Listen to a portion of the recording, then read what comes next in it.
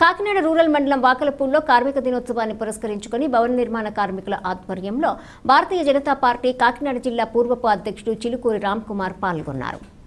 ఈ సందర్భంగా ఆయన మాట్లాడుతూ కార్మికుల ఆదాయం పెంచే విధంగా మన ప్రభుత్వం ఆలోచన చేస్తుందని, రోజుకు సుమారుగా 700 నుంచి 1000 రూపాయలు ఆదాయం వచ్చినా గానీ రోజంతా అలసిపోవటం వల్ల సగం డబ్బులు మద్యానికే సరిపోతుందని, అలాగే వారికి పని గంటలు తగ్గిస్తే కొంతవరకు ఉపశమనం కలుగుతుందేమోనని అన్నారు. ప్రధానమంత్రి నరేంద్ర మోడీ కార్మికులకు ఎన్నో పథకాలను ప్రవేశపెట్టారని, ఈ శ్రమ కార్డులు వారి ద్వారా వారి కోసం ప్రత్యేక నిధులు కేటాయిస్తున్నారని అన్నారు.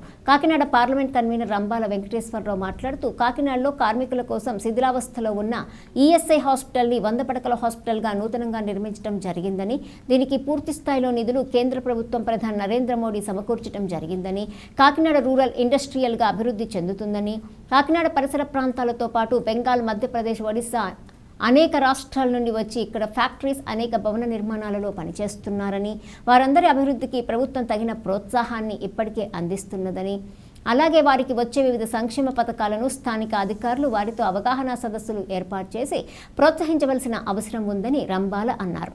ఈ కార్యక్రమంలో కిసాన్ మోర్చా రాష్ట్ర కార్యదర్శి Bolisetti Venkatramakrishna, Yuvamorcha zonal incharge Anaparthi Venkatesh, Kakinada rural మండల అధ్యక్షుడు నండూరి సత్యబాబు, కండెల్లి వెంకట్, కూరాకుల రాజా మరియు భవన నిర్మాణ కార్మికులు పాల్గొన్నారు. ఈరోజు అంతర్జాతీయ కార్మిక దినోత్సవం సందర్భంగా ఇక్కడ వలసపాకల్లోని భవన నిర్మాణ కార్మికుల్ని మా భారతీయ జనతా పార్టీ నాయకులు, కార్యకర్తలు కలవడం జరిగింది. అదేవిధంగా వారితో కేంద్ర ప్రభుత్వం, ముఖ్యంగా మోడీ గారి ప్రభుత్వం ప్రవేశపెట్టిన పథకాలు ఏవైతే ఉన్నాయో కార్మికుల కోసం, మనకి ఈ పెన్షన్ స్కీమ్ అన్నది నెలకి 50 రూపాయలు కడితే 3000 రూపాయలు పెన్షన్ వస్తుంది. ఇది 18 సంవత్సరాల నుంచి 50 సంవత్సరాల లోపు వాళ్ళు కట్టొచ్చు. ఈ పెన్షన్ కూడా మనకి ఒక 10 ఏళ్ళ తర్వాత, 20 ఏళ్ళ తర్వాత వస్తుంది. కనుక ప్రభుత్వాన్ని మేము విజ్ఞప్తి చేసేది ఇన్ఫ్లేషన్కి ఇది ముడిపెట్టి ఈ పెన్షన్ కూడా పెంచాలని మేము కోరుతా ఉన్నాం.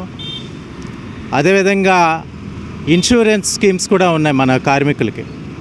వాళ్ళకి ఏమన్నా ఆపద వచ్చి వాళ్ళు చనిపోయినా కానీ, ఏదన్నా దెబ్బలు తగిలినా కానీ వాళ్ళకి ఇన్సూరెన్స్ 2 లక్షల వరకు వస్తూ ఉంది.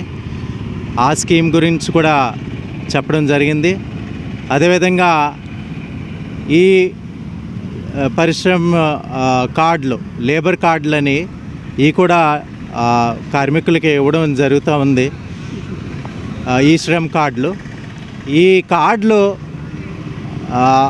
ఇది ఒకసారి ఇచ్చి మధ్యలో ఆపేయడం జరుగుతుంది. ఆ విధంగా కాకుండా ఎప్పుడు అవసరమైనా కానీ, ఎవరన్నా కానీ కార్మికుడిగా పనిచేయడం మొదలు పెడతాడో అప్పటి నుంచి కూడా వాళ్ళకి ఇది స్కీమ్ వర్తించే విధంగా ఇక్కడ లేబర్ డిపార్ట్మెంటు చొరవ చూపించాల్సిందిగా కోరుతా ఉన్నాను.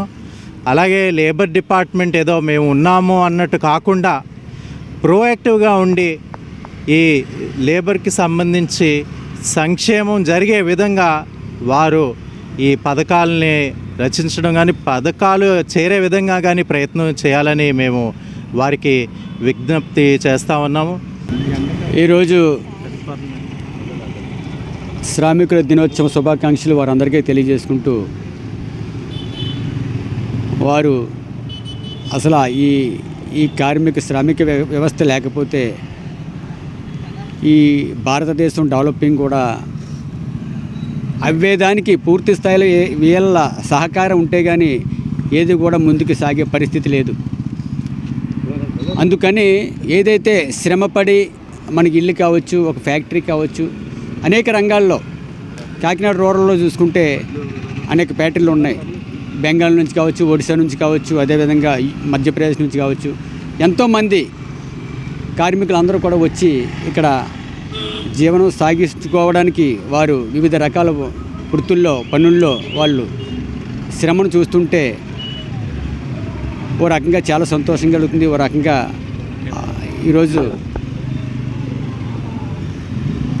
రామ్ కుమార్ గారు చెప్పినట్లుగా కొన్ని చెడు వ్యసనాల వల్ల అనుకున్న స్థాయిలో వారి రాష్ట్రాలకు కొన్ని డబ్బులు కూడా పట్టుకెళ్ళకపోతున్నారు. ఎందుకంటే దాన్ని తగ్గించే విధంగా ఒక కౌన్సిలింగ్ రూపంలో ప్రభుత్వం దీనికి, ఎందుకంటే డబ్బులున్న వాళ్ళు వ్యసనాలకు లోనైనా కానీ వారు ఏదో రకంగా వాళ్ళకు అంచనా వేసుకుని ముందుకు వెళ్తారు, కానీ వీళ్ళకి అంచనా అనేది ఏమి ఉండదు.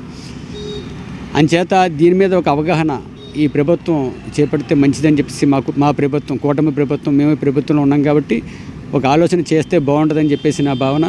అదేవిధంగా కార్మికుల కోసం మనకు తెలుసు, కాకినాడలో 100 పడకల ఈఎస్ఐ హాస్పిటల్ కట్టడం జరిగింది.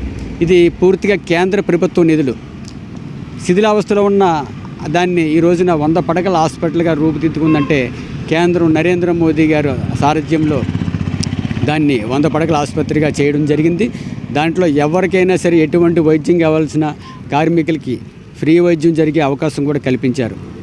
అలాగే అనేక రకాల ప్రోత్సాహాలు అందించడానికి ప్రభుత్వం సిద్ధంగా ఉంది. నరేంద్ర మోదీ గారు ఎన్నో కార్యక్రమాలు శ్రామికుల కోసం చేస్తున్నారు.